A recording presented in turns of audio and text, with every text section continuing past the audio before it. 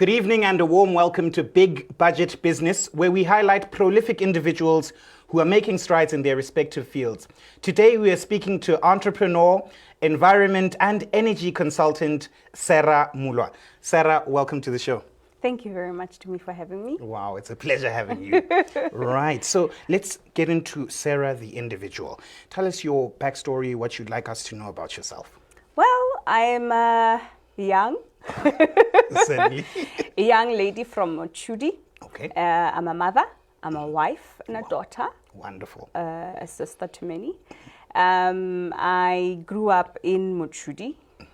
So I only came to the city at the age of 10, 11.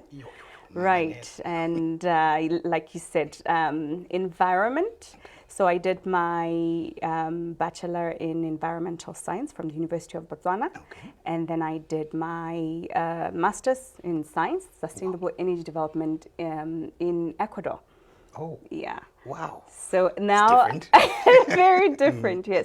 Now I'm pursuing my PhD, back to environmental science. Wow.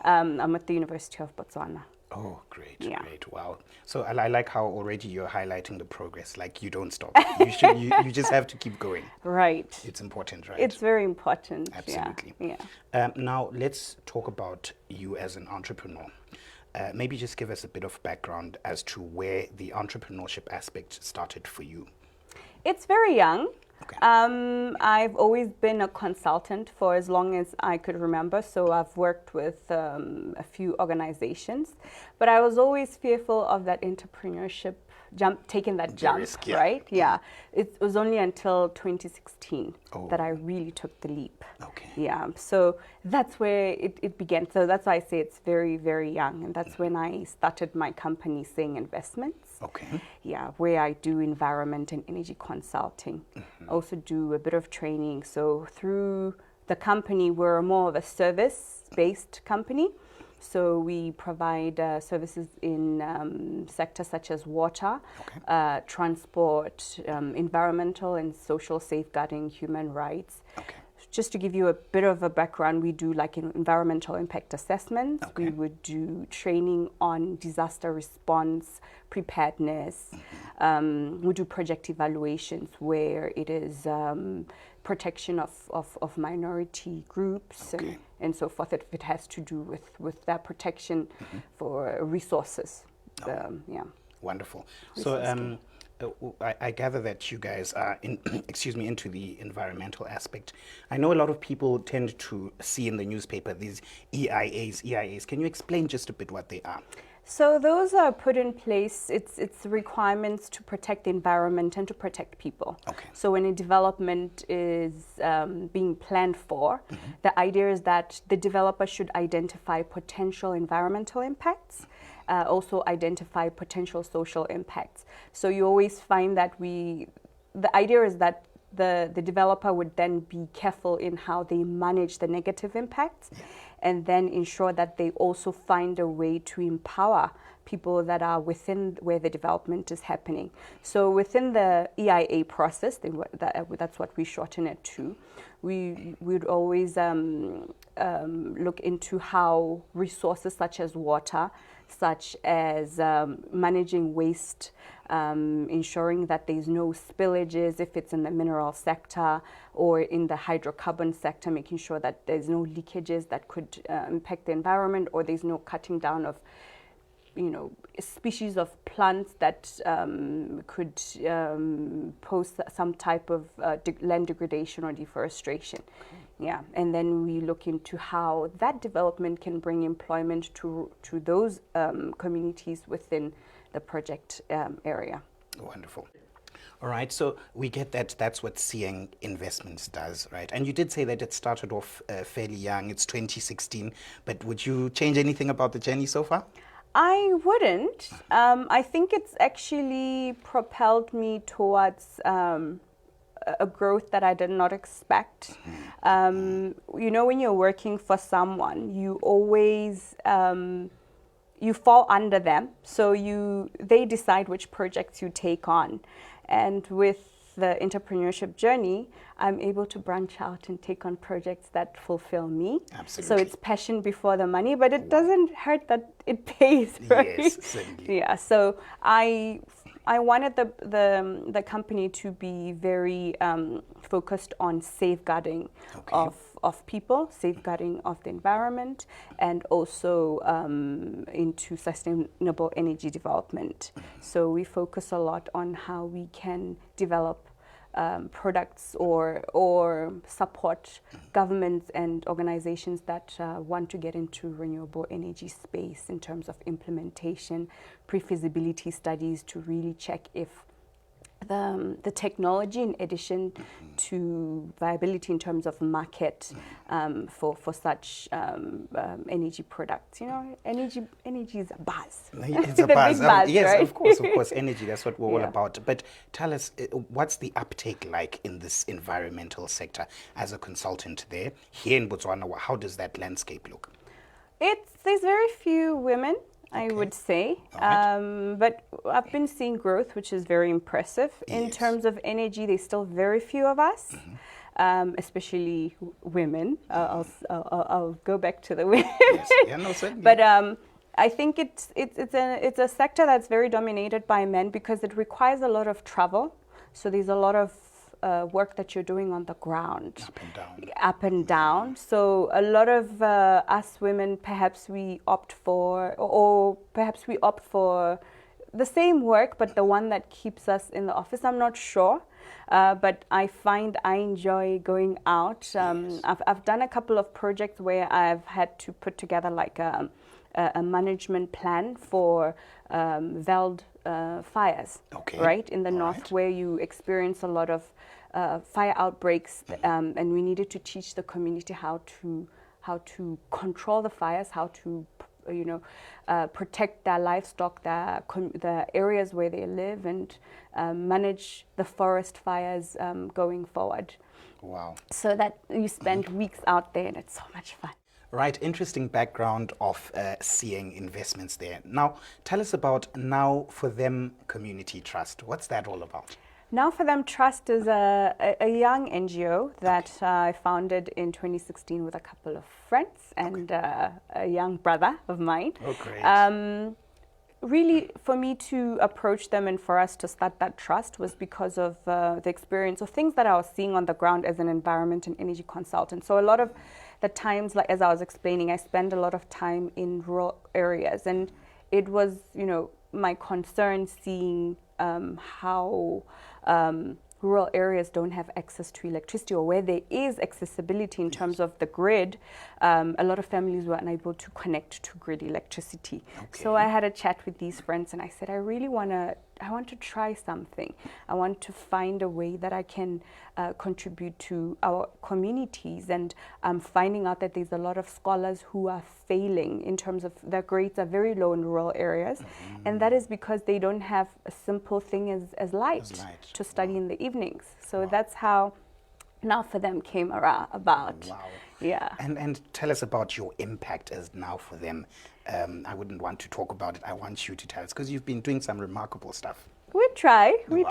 I think we have a very unique team that is really on the ground. Remember, Now For Them is non-profit. We don't make money. We don't even get salaries, but it's driven by passion. And I think the fact that I have that unique team.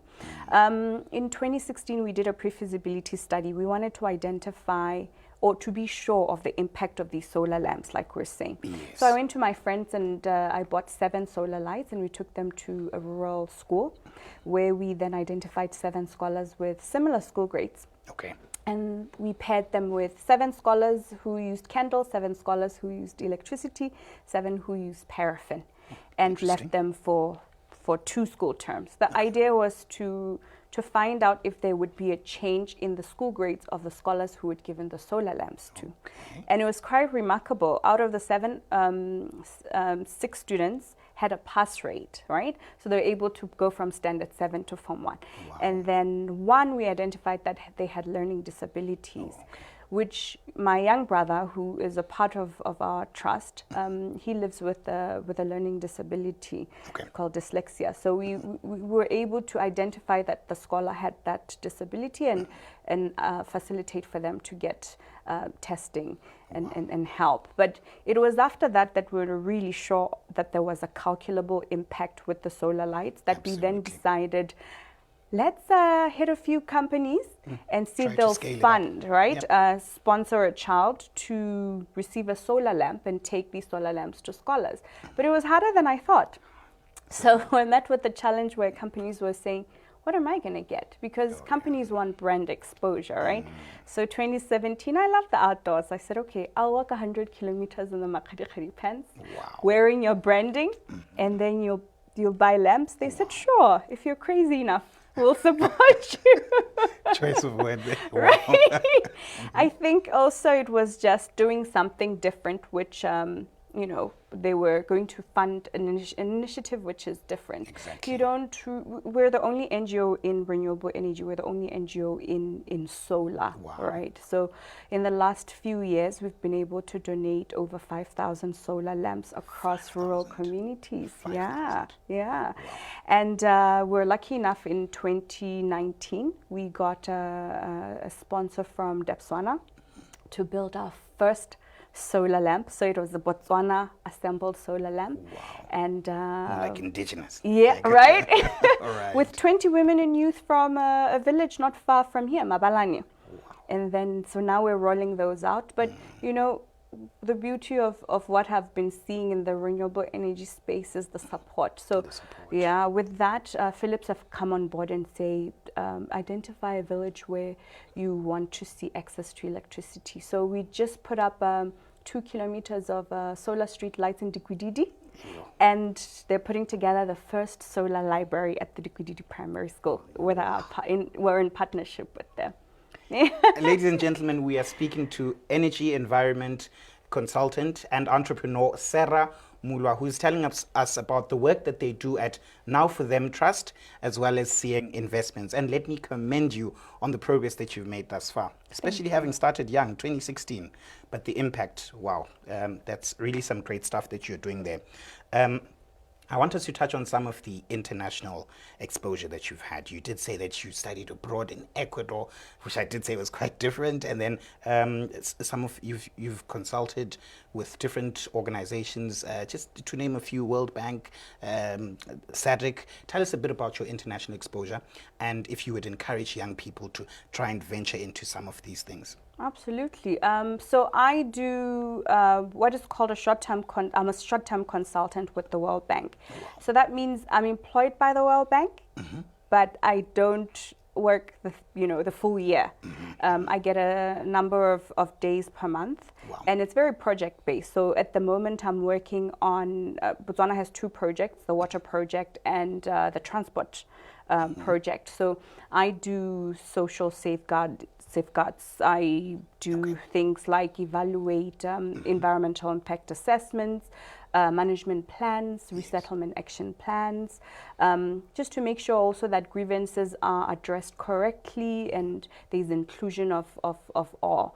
I went to Ecuador to study, yes, in South America, which may be strange for many, but they had one of the best energy programs at that time. This is many years ago. I'm talking 2007. So at that time, talking renewable energies in Botswana was still something that was very far. As you know, we're still heavily dependent on coal. Absolutely. We've had a lot of pilots, projects that were in solar, but we've not really had a pick, where we've implemented large solar projects.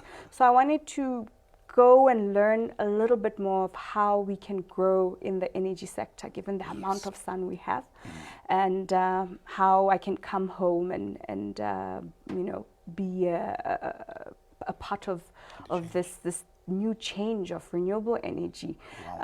So that's the work that I do with the World Bank.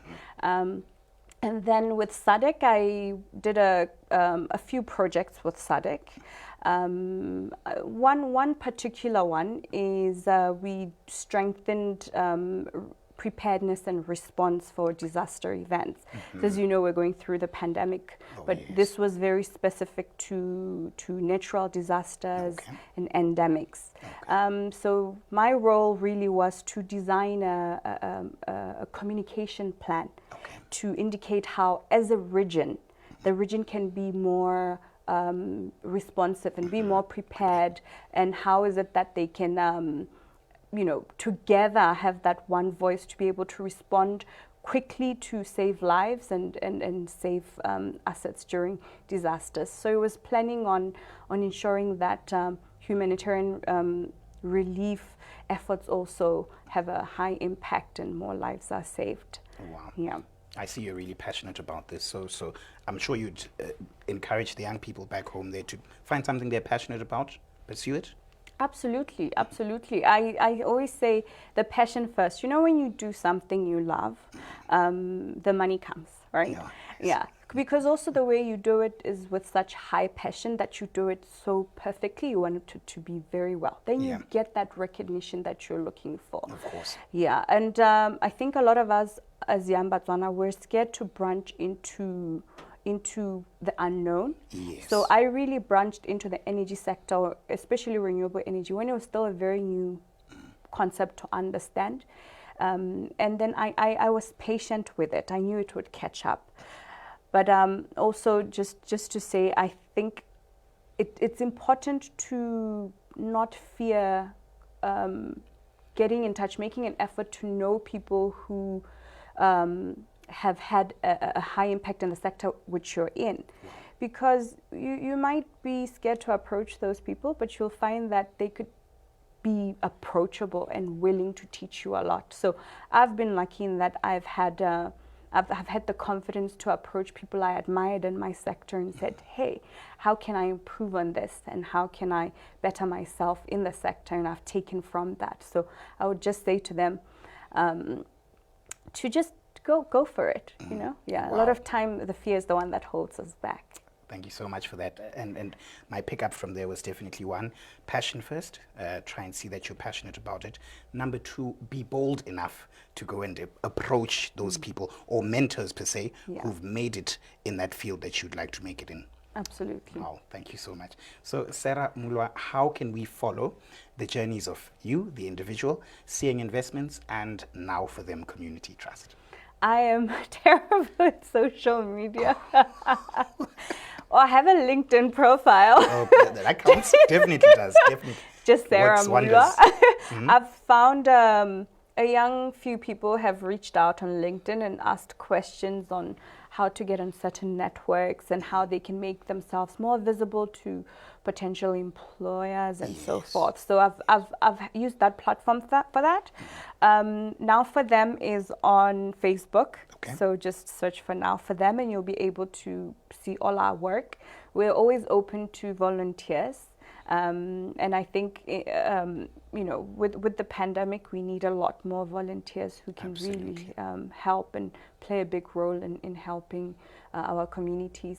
Saying Investments, we don't have a presence. We work a lot with our partners, and that really then gives us the exposure that we need. You know, with services such as environment and energy consulting, your CV is what speaks to a potential employer, right? Yeah. So based on a bid that comes out, we usually put out a proposal, and then we win it or we don't win it, and then we ask why we lost it, and then we learn from that. So just those partnerships are what makes us visible. Strategic partnerships, right? And if you do a good job, then an employer calls you back. Absolutely. Yeah. Wow. You know, you did highlight something very important there. You said that for those bids or those proposals that you put out, when you are not successful, you go back and inquire as to why might we not have made it? Yeah. And I've seen a lot of young people in business who tend to give up as soon as the no has come. And you know, those conversations that you have thereafter, and you go and refine, you go back to the drawing board, they can be very useful. Very useful. Absolutely. Very useful. Because sometimes you find you were marked down on one point, but there was a lot of you. Exactly. So it's not that you were not good enough, but then if you know how you can improve so that that one mark doesn't take you down next time. Absolutely. It's very key. You lose nothing. Exactly. What's the worst that could happen? They say, oh, we don't want to give you feedback, and then what? Or they say something which you really did not do, then you know you've not done it. Then take the criticism and take that feedback and use it to strengthen your next bit, right? Absolutely. Yeah. Sarah Mulwa, let me thank you so much for having come to the studio today. We've had My quite an pleasure. informative session, and interesting that you've chosen a field which isn't really, the uptake hadn't really been that much. So thank you so much. We continue to encourage you to continue making the impact that you are making in our society. Thank you very much, Dumi. It's been a pleasure. Oh, I'm glad you feel that way. I hope your viewers have enjoyed Oh, this. I'm sure they certainly have. Ladies and gentlemen, there we have it. It was Sarah Mulwa, energy environment consultant and entrepreneur, who was talking about her journey and what they do at Seeing Investments and Now for Them Community Trust. Before you leave, don't go anywhere. We'll be right back. Just give us 2 minutes and we'll be back with our 2-minute tip.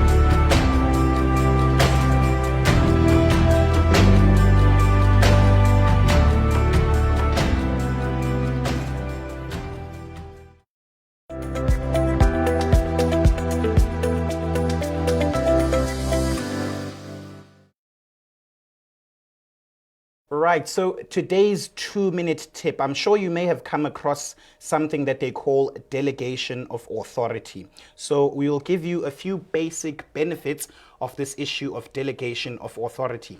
As you rise up the ranks as a professional or as someone who's running their business, you will find that you may have to give those who work under you some responsibility or some different tasks.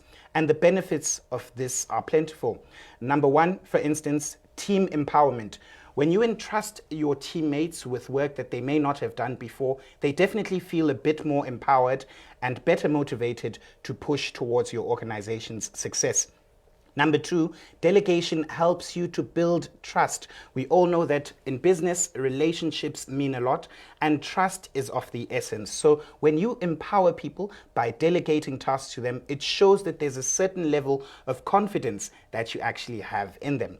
And then, of course, besides building trust, professional development. Remember that we all seek to develop professionally, and delegation of authority and tasks can help those who work under you to strengthen those skills and competencies that they otherwise don't have, or that they simply have in theory or on paper. So let's look into this issue of delegation of authority and how we can apply it in our businesses or in our professional fields, because it can, one, help to empower your team, number two, build trust, and number three, help with professional development.